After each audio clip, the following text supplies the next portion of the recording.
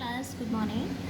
So we have completed till chapter 5 in Indian economic development. Okay, now as I told you that we first have complete chapter till chapter 5 in Indian economy, and then we will continue to our introductory macroeconomics.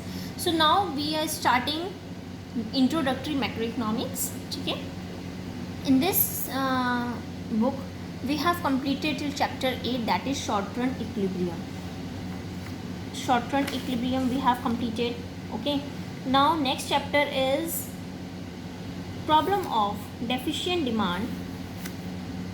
Just wait, I'm just watching which chapter is it. Yeah, next chapter 9 is problem of deficient demand and excess demand. Okay, so in this chapter we will study about some essential concepts like full employment equilibrium, underemployment equilibrium, voluntary and involuntary unemployment, full employment and natural unemployment, problem of deficient demand, problem of excess demand, and measures to correct deficient and excess demand. So we will study about these topics in this following chapter. Okay, now first one is, that is some essential concepts. I have told you that full employment and underemployment equilibrium. So what is full employment equilibrium? Full employment equilibrium refers to that situation in the economy when AS is equal to AD, जो हमारी aggregate supply है, when it is equal to aggregate demand, that is known as full employment. Okay, equilibrium is struck when AD is equal to AS, or we can say that S is equal to I. S is equal to I mean saving or investment. So but it need not necessarily correspond to the situation of full employment. Resources are fully utilized in the economy. AD and AS may be equal even when resources are not fully utilized or when there is unemployment in the economy. AD और AS equal हो सकते हैं तब जब resources fully utilise नहीं होते हैं और वहाँ पे अनएम्प्लॉयमेंट होता है इकोनॉमी में, when there is an unemployment in the economy. Okay, here is an illustration. I am giving you an example. Just let us assume that fuller utilization of the resources leads to output of rupees 10 billion US dollars during an accounting year. तो हमारा जैसे suppose मैं आपको एक example बताती हूँ कि हमारा जो फुलर यूटिलाइजेशन होगा, अगर मैं फुलर यूटिलाइजेशन की बात करती हूँ, if I am talking about fuller utilization of resources, oh it is not working. Okay, so जो आउटपुट होगा हमारा, जैसे suppose it will be 10 billion US dollars during an accounting, but the producers may plan output and the household may plan expenditure on output. लेकिन जो producers कह रहे हैं, जो प्रोड्यूसर्स प्लान कर रहे हैं और हाउस होल्ड चाह रहे हैं कि हम इतना प्लान कर रहे हैं कि हम कितना खर्चा करेंगे, they plan to expend 8 billion US dollars. So that resources worth rupees 2 billion, तो यानी कि जो डिफरेंस आया इन दोनों में, that is 10 minus 8, 2 billion US dollars का है. सो ये जो 2 बिलियन US डॉलर्स है, ये क्या है, अनयूटिलाइज है, यूटिलाइज ही नहीं हुए. क्यों? क्योंकि आउटपुट कितना बना है हमारा 10 का, लोगों ने कितना खरीदा है 8, बचा कितना 2, ये अनयूटिलाइज है. Okay, so but the equilibrium is struck simply because planned output and planned expenditure are equal. अगर ये दोनों equal होते हैं then we can say that is equilibrium. उसको क्या बोलते हैं, equilibrium बोलते हैं. ठीक है, now thus we can think of two possible situations of equilibrium.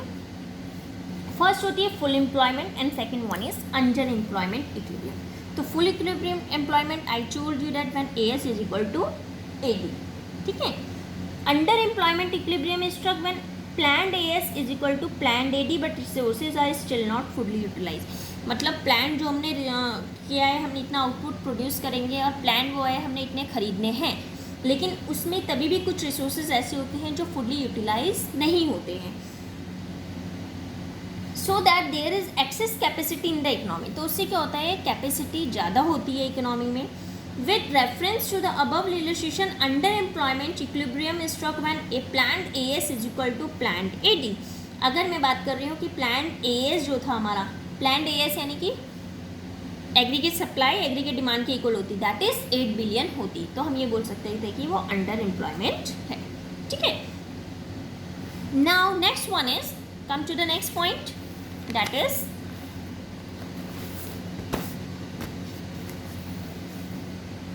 voluntary and involuntary unemployment. What is the meaning of voluntary employment and what is the meaning of involuntary unemployment? Voluntary employment refers to a situation when people choose to remain unemployed even when jobs are available. They may not be willing to work at all and not willing to work at the existing wage rate. Voluntary unemployment वो होता है, वो situation है जब लोगों के पास jobs available है लेकिन वो काम नहीं करना चाहते. उनको जॉब मिल रही है लेकिन वो काम नहीं कर रहे हैं, तो that is known as voluntary unemployment. ठीक है. When they are able to work, नहीं, when they are able to work, when jobs are available but they are not willing to work, लेकिन वो काम करना ही नहीं चाह रहे. So that situation is known as voluntary unemployment. Okay. They may not be willing to work at all और not willing to work at the existing, जो उनको सैलरी मिल रही है उसमें काम ही नहीं करना चाह रहे. सपोज अगर मैं जाती हूँ कहीं स्कूल में और मुझे वहाँ पे जॉब मिल रही है, ठीक है, मेरे को वहाँ पे 5,000 मिल रही है, 6,000 मिल रही है, लेकिन क्या है, मुझे वो पसंद नहीं है. मैं चाह रही हूँ मुझे 12,000 मिले, 15,000 मिले, तो मेरे लिए जॉब अवेलेबल है, लेकिन but I am not willing to work at the existing wage rate. Okay.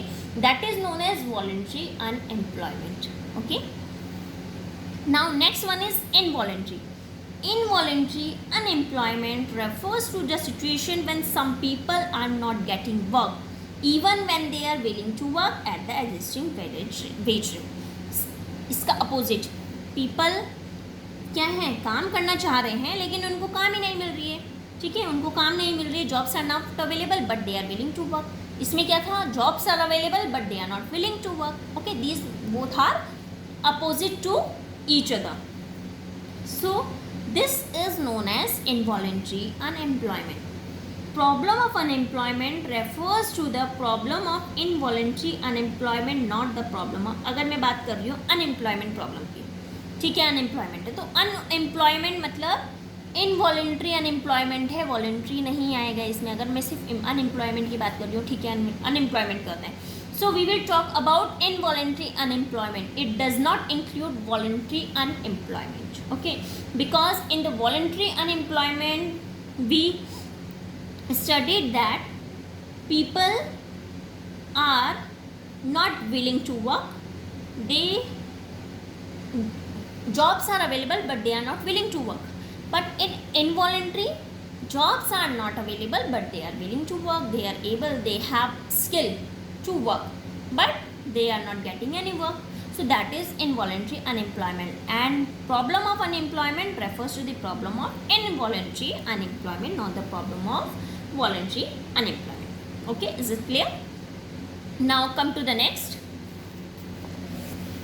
that is full employment and natural unemployment. Full employment and natural unemployment. Full employment refers to a situation when all those who are able to work and are willing to work are getting work. Full employment मतलब लोग काम करना चाहते हैं, जो भी existing wage rate है उसमें काम करना चाहते हैं, उनके पास एबिलिटी है काम करने की और उनको जॉब मिल भी रही है. That is known as full employment. It is a situation when corresponding to a given wage rate, demand for labor is equal to supply of labor. ये वो सिचुएशन होती है जब हम ये बोल सकते हैं कि डिमांड ऑफ लेबर जो है वो किसके इक्वल है, सप्लाई ऑफ लेबर. जितने लोग चाहिए उतने लोग उनको मिल गए काम करने के लिए, that is known as full employment. And the labour market is clear, labour market clear. ठीक है.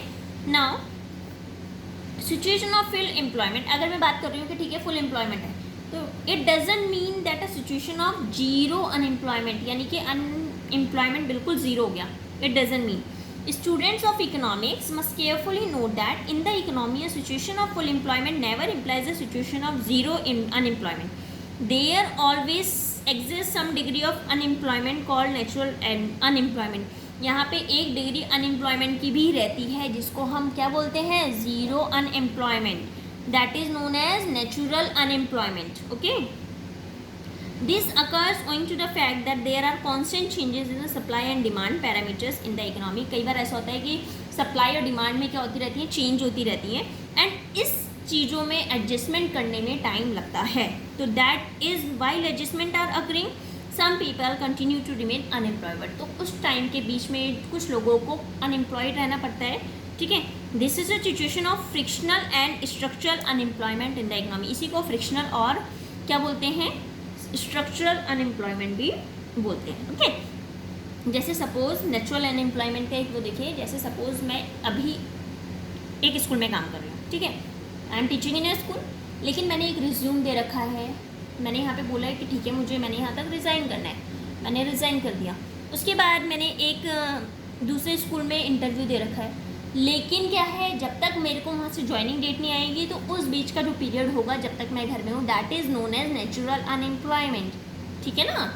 तो यहाँ पे हम ये नहीं बोल सकते कि फुल एम्प्लॉयमेंट का मतलब है 0 degree of unemployment. It doesn't mean that. Now we have talked about here frictional unemployment and structural employment. So just see what is this.